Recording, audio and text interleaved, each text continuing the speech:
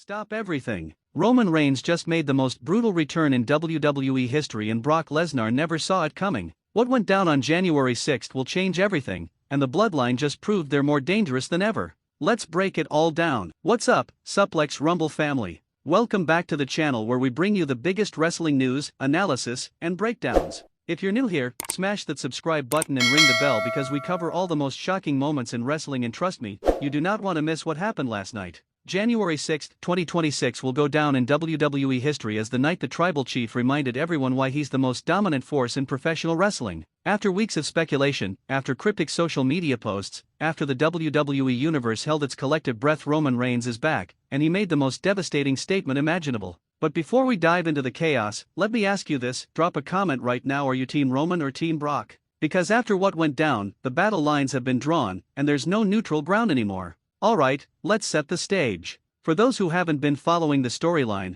let me paint you the picture of how we got here. Roman Reigns has been conspicuously absent from WWE programming for several weeks now. The Tribal Chief, the undisputed champion, the head of the table, just gone. No explanations, no statements, nothing. And in wrestling, when a top star disappears like that, the rumor mill goes into overdrive. Meanwhile, Brock Lesnar has been on an absolute rampage. The Beast Incarnate has been destroying everyone in his path, cutting intense promos about how there's nobody left to challenge him, how he's cleaned out the entire division. Week after week, Brock has been standing in that ring, demanding competition worthy of his time. And here's where it gets interesting. Brock started calling out Roman by name. He talked about unfinished business, about how Roman ran away, about how the Tribal Chief was scared to face the Beast one more time. Those are fighting words in the wrestling world, folks. The WWE Universe was divided. Some people thought Roman was legitimately taking time off. Others believed this was all part of an elaborate storyline. Social media was buzzing with theories, fantasy booking, and speculation.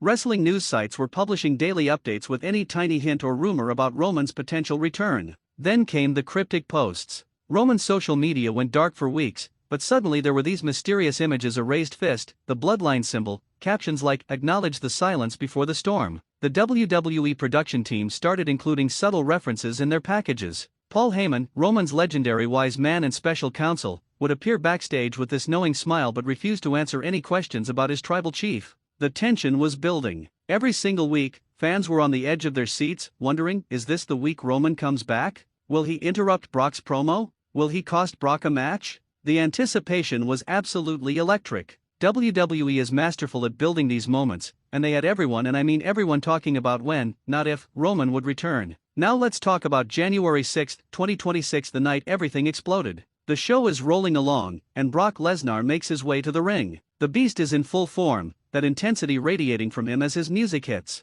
He's got the microphone, and he's cutting one of those classic Brock promos, short, brutal, to the point. He's standing in the middle of that ring, issuing yet another challenge to Roman Reigns, calling him out, disrespecting the Bloodline, the whole deal. Brock is saying things like, "Roman, you're afraid of the Beast. You know you can't beat me. You're hiding behind your family, behind your cousins, behind Paul Heyman. You're no Tribal Chief, you're tribal coward." The crowd is responding with that mix of reactions. Some people are cheering for Brock, others are booing. Everyone is engaged because this is peak professional wrestling storytelling. And then, boom, the lights go out. Complete darkness in the arena. The crowd erupts because they know what this means. In wrestling, when the lights cut out during a tense moment like this, someone big is about to make an entrance. When the lights come back up, and this is the moment we've all been waiting for, Roman Reigns is standing on the entrance ramp. The Tribal Chief has returned. The place is going absolutely nuclear. The crowd noise is deafening, a mix of cheers, shock, and pure wrestling energy. But here's what made this different from a typical return: Roman's body language.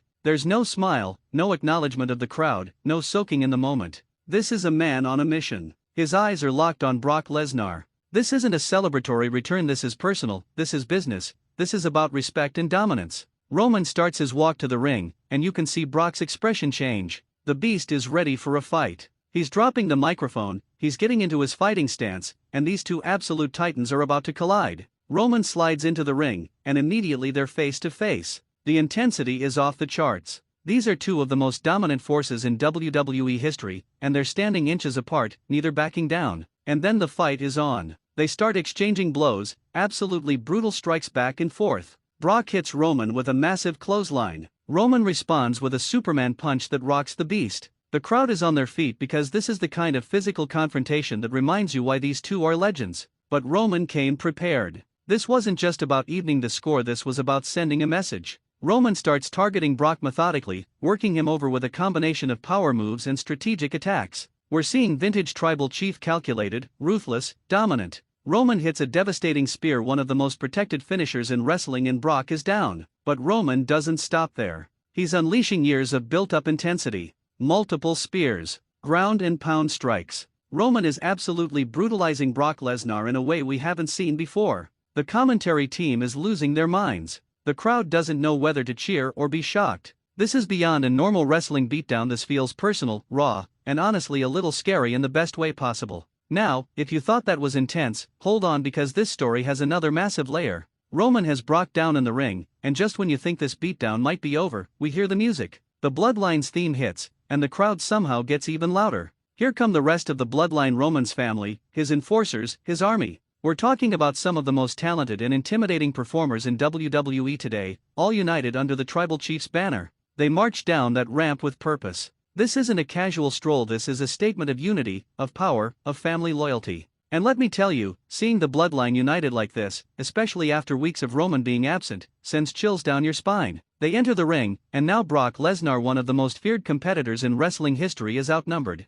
The Beast is trying to fight back, throwing hands at everyone, but the numbers game is too much. This is exactly what the Bloodline does best. They operate as a unit, as a cohesive force that's greater than the sum of its parts. What happens next is systematic and brutal. The Bloodline proceeds to dismantle Brock Lesnar. We're talking about coordinated attacks, signature moves from each member, just an absolute onslaught. They're hitting him from every angle, and there's no escape for the Beast. Roman is orchestrating the whole thing like a conductor leading an orchestra of destruction. He's pointing, directing traffic, making sure every member of the Bloodline gets their moment to contribute to this beatdown. This is the Tribal Chief reminding everyone of his authority, his family's dominance, and their place at the top of the WWE hierarchy. The message is crystal clear: when you disrespect RomanReigns, you disrespect the entire Bloodline, and there are consequences for that. Now, let's talk about the psychology here, because this is what separates good wrestling from great wrestling. The Bloodline could have just hit their moves and left, but they took their time. They made this personal. They wanted Brock, and more importantly, they wanted the entire WWE universe to understand that the Tribal Chief doesn't just return, he returns with a purpose, with backup, and with a plan to reclaim his spot at the absolute pinnacle of the industry.